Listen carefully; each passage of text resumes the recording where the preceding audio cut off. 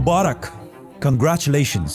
इस साल तुर्की के 100 साल पूरे हो चुके हैं। आज से 100 साल पहले 1923 में दुनिया की सबसे बड़ी जंग till that time world war 1 के बाद तुर्की को आजादी मिली और आज उसी दिन को तुर्की में बहुत जबरदस्त तरीके से मनाया गया। Amazing, right? लेकिन तुर्की की आजादी और बाकी कंट्रीज के आजाद होने में बहुत बड़ा फर्क है, क्योंकि दुनिया के बाकी ममालिक ब्रिटिश, फ्रांस या इटली से आजाद होकर बने, लेकिन टर्की ने आजादी उस्मानिया खिलाफत से ली थी।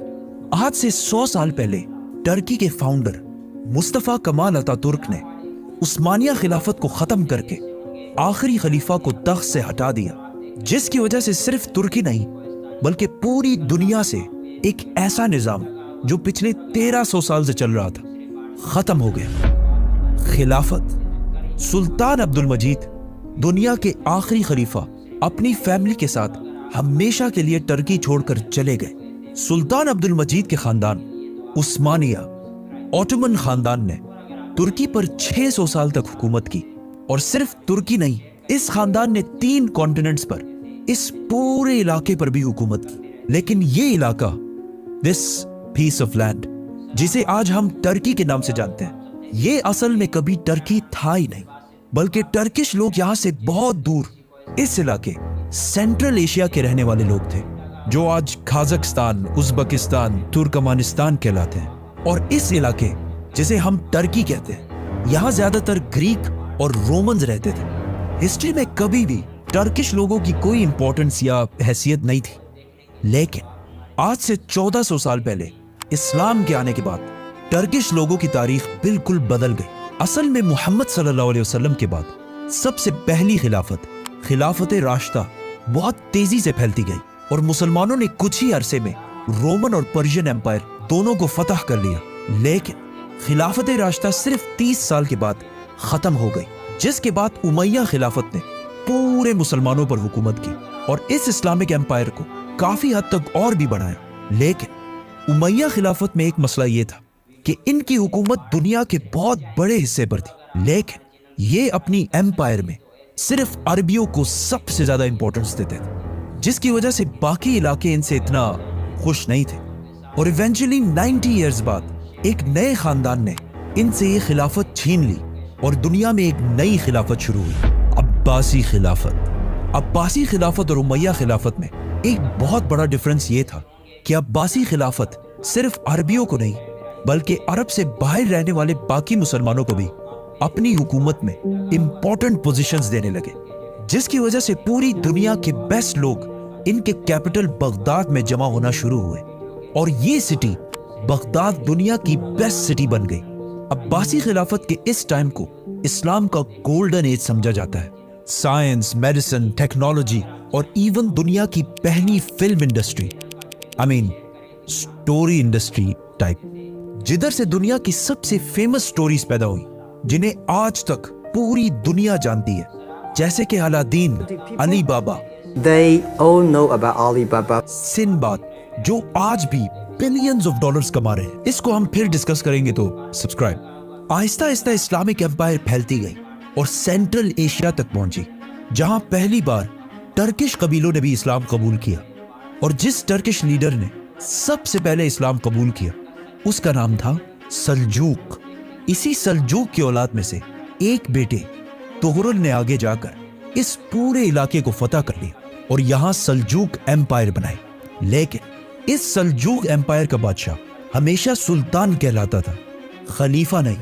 खलीफा सिर्फ उस अब्बासी सल्तनत के बादशाह को कहा जाता था, जो हमेशा सिर्फ अरबी ही होता था।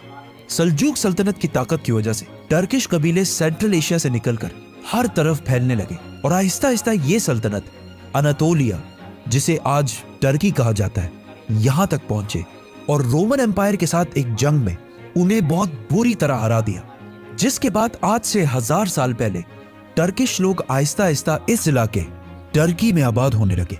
सल्जूक सल्तनत के सबसे पावरफुल टर्किश कबीले हमेशा उनके कैपिटल ईरान के बहुत करीब रहते थे, और जो कमजोर कबीले थे वो उनके कैपिटल से बहुत दूर इस एम्पायर के बॉर्डर्स के पास रहते थे। इन्हीं कमजोर कबीलों में से एक कबीले के सरदार का नाम उस्मान था। عثمان کے بارے میں تاریخ میں بہت کم اوتھینٹک باتیں لکھی.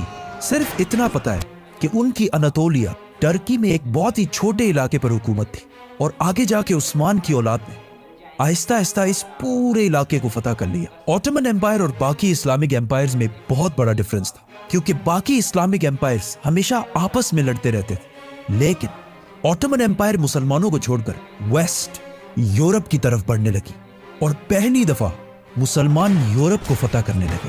اور آخر اسی عثمانیہ سلطنت کے ایک بادشاہ سلطان محمد فاتح نے کانسٹینٹینوپل کو بھی فتح کر لیا.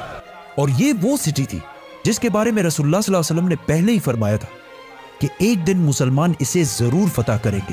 استنبول کی اس فتح کو پوری مسلم دنیا میں بہت زور و شور سے منایا گیا، جس کے بعد پوری دنیا کے مسلمان عربیوں سے زیادہ آٹومنز کو اپنا لیڈر ماننے لگے.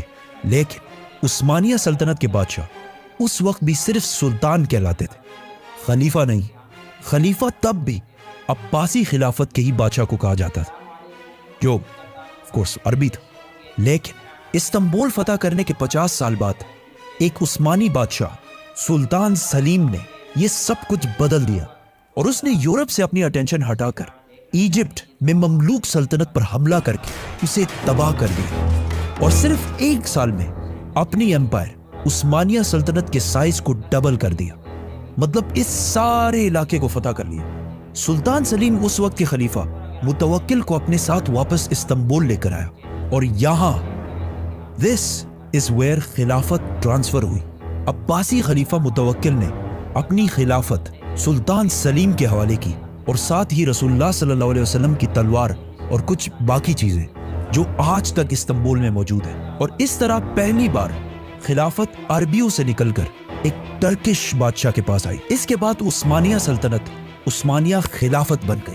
اینڈ ناٹ اونلی دیٹ بلکہ دنیا کی سب سے طاقتور امپائر اور دنیا کی سب سے بڑی سپر پاور جس کی طاقت کے سامنے دنیا میں کوئی بھی کھڑا نہیں ہو سکتا تھا. لیکن اگر آج سے 500 سال پہلے مسلمان دنیا میں اتنے ہی طاقتور تھے تو آج اس حالت تک کیسے پہنچے جہاں ہر طرف بس تباہی ہے. اس کا کریڈٹ بھی آٹومن امپائر کو جاتا ہے کیونکہ اب پورے دنیا کے مسلمان آٹومنز کو اسلام کا لیڈر مانتے تھے. لیکن جیسے ہی عثمانیہ سلطنت اپنی پیک تک پہنچی وہاں سے سب کچھ خراب ہونے لگا. وہ یورپ جس کی عثمانیہ خلافت کے سامنے کوئی حیثیت نہیں تھی وہاں ایک بہت بڑا چینج آیا. ایک آدمی جس کا نام کرسٹوفر کولمبس تھا اس نے غلطی سے انڈیا ڈھونڈنے کے چکر میں امریکہ کو دریافت کیا جس کی وجہ سے یورپ کے پاس اس پورے علاقے کی ویلتھ جمع ہونا شروع ہوئی اور یورپ آہستہ آہستہ آٹومن امپائر سے آگے نکلنا شروع ہوئے.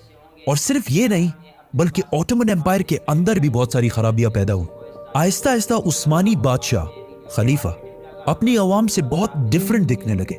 For example Salim the second جسے ان کے بلو آئیز اور بلانڈ بال کی وجہ سے جانا جاتا تھا اور انہیں سلیم the blonde بھی کہا جاتا ہے. حالانکہ اس سے پہلے ٹرکش لوگ ایسے بالکل بھی نہیں دکھتے تھے اور یہ ایسا اس لیے ہوا کیونکہ آٹومن بادشاہ کے لیے جو عورتیں سلیکٹ کی جاتی تھی ان کا تعلق ہمیشہ یورپ میں یوکرین، رومینیا، گریس وغیرہ سے ہوتا تھا. اور ایسا کیوں ہوتا تھا؟ یہ ایسی لڑکیاں تھیں جن کی نہ کوئی تربیت اور نہ کوئی اسلامک ویلیوز ہوتی تھی.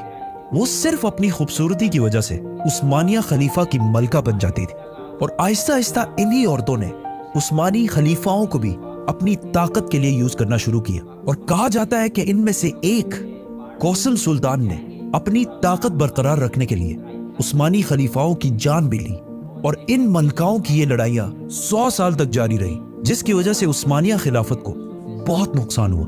لیکن سٹل سب سے بڑا نقصان جس کی وجہ سے مسلمان ویسٹرن کنٹریز سے بہت پیچھے رہ گئے. جب عثمانیہ خلافت اپنی پیک پر تھی اسی وقت یورپ میں ایک مشین ایجاد ہوئی، printing press.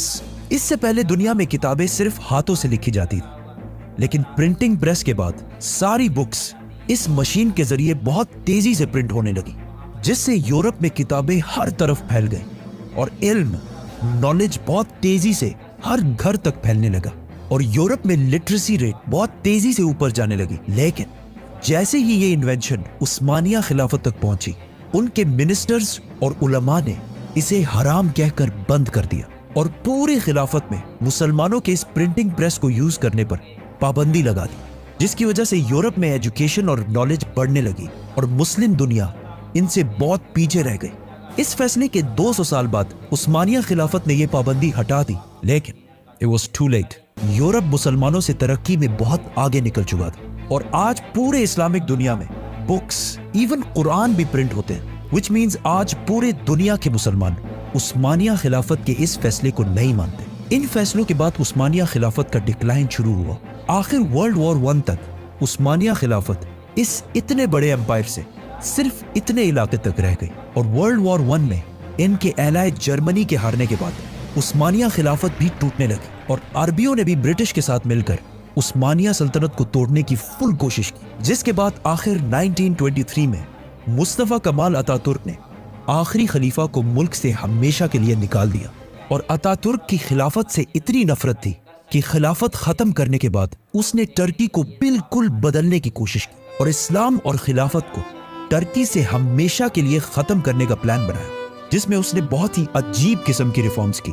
For example, Turkish हमेशा ऐसे अरबी स्टाइल में लिखी जाती थी, अतातुर्क ने इसे ऐसे यूरोपियन स्टाइल में बदल दिया और हिजाब पर भी पाबंदी लगा दी और इवन अजान पर भी पाबंदी लगा दी, अरबी अजान पर, जिसके बाद तुर्की के मस्जिदों में 18 साल तक टर्किश जबान में अजान दी जाती थी और ये अजान देते हुए अल्लाह को अल्लाह कहने की भी इजाजत नहीं थी, बल्कि अल्लाह को टर्किश लफ्ज तंग र कहना जरूरी था। जिसके बाद जो भी इन रिफॉर्म्स को चेंज करने की कोशिश करता था उसे टर्की की फौज कू करके ताकत से हटा देती थी और इस तरह आखिर 1924 में खिलाफत का निजाम दुनिया से खत्म हो गया और आज खिलाफत के इस निजाम को दुनिया से खत्म हुए 100 साल पूरे हो चुके हैं। तो मुबारक और मे बी नॉट। सब्सक्राइब। उम्मीद करता हूँ कि आपको जो है वीडियो इन्फॉर्मेटिव लगी होगी और अगर आप ऐसे वीडियोस रोज़ देखना चाहते हैं तो आप हमारे जो है चैनल को सब्सक्राइब करके रखें, क्योंकि हम इस चैनल पर हर रोज़ वीडियो अपलोड करते रहते हैं और चैनल को जो है अपने दोस्तों के साथ शेयर करें। अल्लाह हाफ़िज़।